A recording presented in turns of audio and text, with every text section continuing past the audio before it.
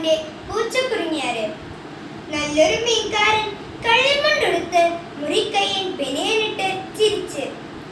നല്ലൊരു പൂച്ചക്കുറിഞ്ഞാര് തൂവെള്ള നിറമുള്ള പഞ്ഞിക്കെട്ട് പോലെ സുന്ദരിയായ.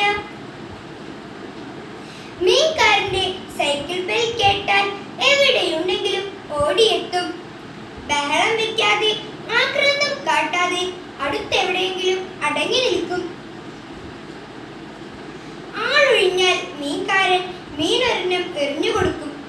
ഇന്ന് നിനക്കൊരു പിടയ്ക്കുന്ന അയില തരാം, നിനക്കിന്നൊരു മത്തി തരാം എന്നൊക്കെ പറയും. അവൾ മ്യാവൂ എന്ന് കരഞ്ഞ് മീൻകാരനെ തൊട്ടുരുമ്മും. ഇനി നാളെ എന്ന് പറഞ്ഞ് മീൻകാരൻ സ്ഥലം വിടും. പൂച്ചക്കുറിഞ്ഞാര് വേറൊരു മീൻകാരന്റെയും അടുത്തു പോവില്ല. മീൻകാരൻ വേറൊരു പൂച്ചയ്ക്കും മീൻ കൊടുക്കില്ല.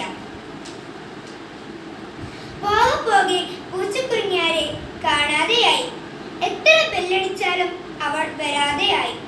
പിറ്റേന്നും വന്നില്ല, അതിന്റെ പിറ്റേന്നും വന്നില്ല. 4-ാം നാളും 5-ാം നാളും വന്നില്ല പൂച്ചക്കുറിഞ്ഞാര്.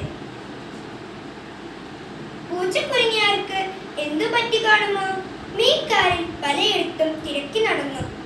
മീൻകാരന് കച്ചവടം തന്നെ രസമില്ലാതായി.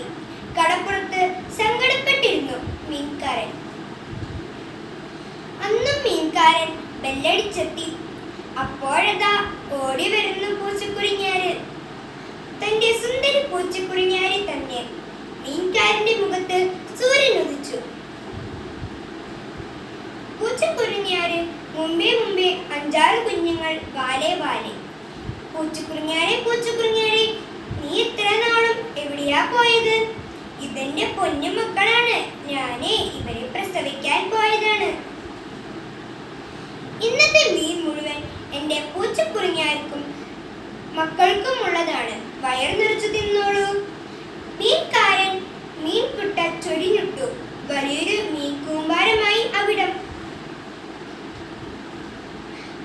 പൂച്ചക്കുഞ്ഞുങ്ങൾ കപ്പും കുപ്പം മീൻ തിന്നു.